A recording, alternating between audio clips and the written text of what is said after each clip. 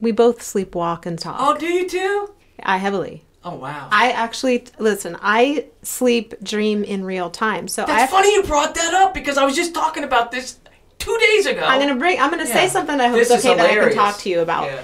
But I my whole life since I was a little girl, I speak in other languages. Like tongues or? Well, that too, but like my dad said I would just like raise my hand and start speaking in like Chinese, or I would just start speaking, and I dream in real time, like I'm actually having a dream, but I'm actually in my room or I'm downstairs. And I've had moments where I've had a dream where I've walked downstairs and I had a bat in my hand, and then the next morning I wake up and the bat's downstairs, but you know, I had that dream.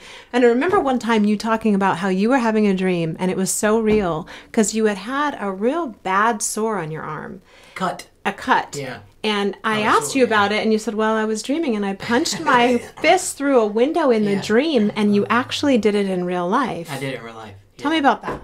Oh, this is a crazy story. Okay, and it's funny because one of the murder mysteries I was watching the other day, this guy actually stabbed his wife 44 times and then drowned her after and claims he was sleepwalking. But then he hid the clothes, he took a shower, and happened to have a hunting knife. All in his sleep? But he did all that in his sleep. I go, look, I'm a sleepwalker, okay? I've been known to... I had a sword in my room. I'm running around with my sword once. But my sister was in the room and screaming, like, wake up, wake up. And I woke up within, like, a minute. Oh, my gosh. But I realized, oh, my God, I just had a sword. If you know you sleepwalk, but this guy saying he slept, killed his wife is a lie. That guy, he's guilty. Yeah. If you know you're sleepwalking, you don't hide the sword when you go to bed? Well, we got rid of the sword altogether after that. I never dreamed that would happen. You know, that was pretty dangerous. No knives. Got rid of the cat nine tails, got rid of the shotgun, got rid of everything else. But so this one particular incident... This is the best one. Well, so I'm having this dream, and I got a roommate named Zahn, who's an actor. I remember Zahn. He was like he's an American Indian actor. He did and he plays gangsters too, because he plays Mexican gangsters because he looks tough, you know.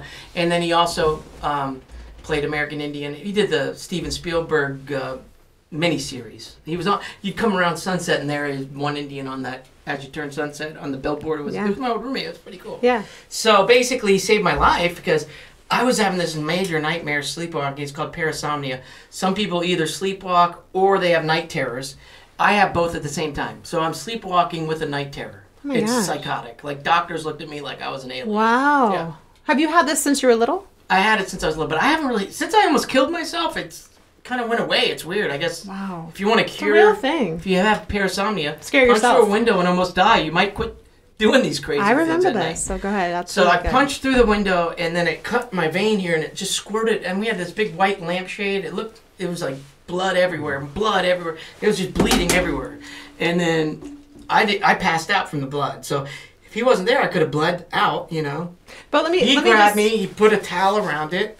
He picked. Go ahead. What do you mean? I'm asking this just because were you punching someone in the dream? And no, I don't know. I was trying to get away from something. Okay. And it just happened to be happening in the room. I gotcha. My dream was alive in the room. In the room, yeah. And I'm punching through the window. I was going to jump out of a third story window to get away. And he tackled me, and I'm bleeding. There's glass in me.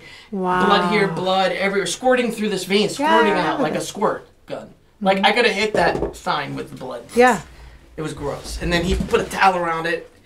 And then I passed out, and then he carried me. So there looks like a murder happened. He carried me down the hallway, and I screamed too, like someone's been murdered.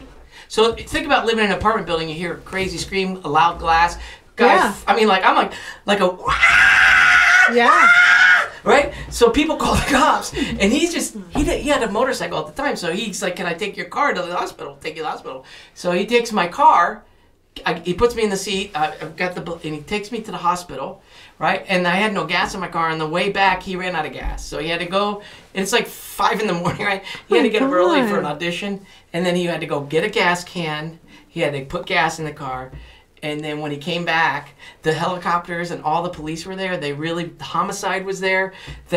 Someone said they saw a guy carrying a body, and they explained what my roommate looked like. And so he pulls up in my car. And the cops got guns, and they go, "Get out of the car! Get out of the car! Put your hands in the air!" And so the guy saves my life, and then they throw a knee into his neck, and they throw him down, and they put handcuffs on him. This is all because you punched your arm through because of my night terrors. Sleeping. This guy goes through hell to save my life. And he's like, I swear my roommate had a nightmare and I had to take him to the hospital and I ran out of gas. Oh my God. And now I'm being arrested.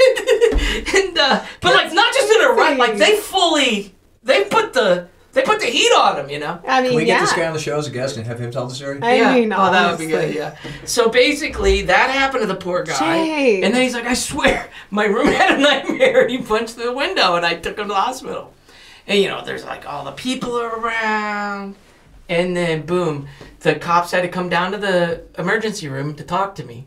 And he goes, listen, can I ask you what happened? I go, I had a nightmare, and I'm pretty embarrassed. And the cop started laughing. He's like, yep, it's true. The kid had a nightmare. And then, like, they had helicopter, like the whole thing. It was a nightmare. Yeah. And then they finally uncuffed my friend. He was cuffed the whole time.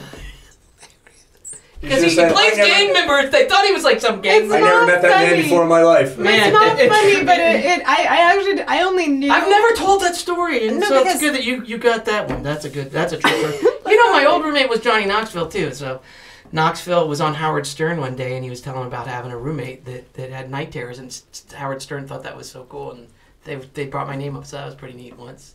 No, you Recently, are they so talked funny. about my night terrors. Oh my But God. I haven't really had them lately. Maybe that's another reason why my wife left, you know? She was sick of me having night terrors.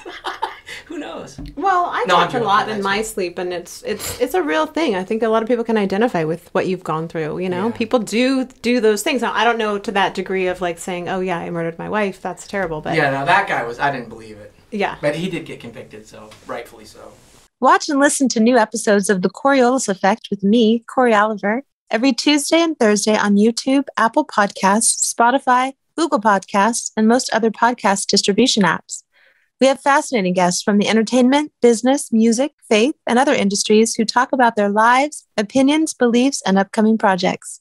That's The Coriolis Effect with me, Cory Oliver.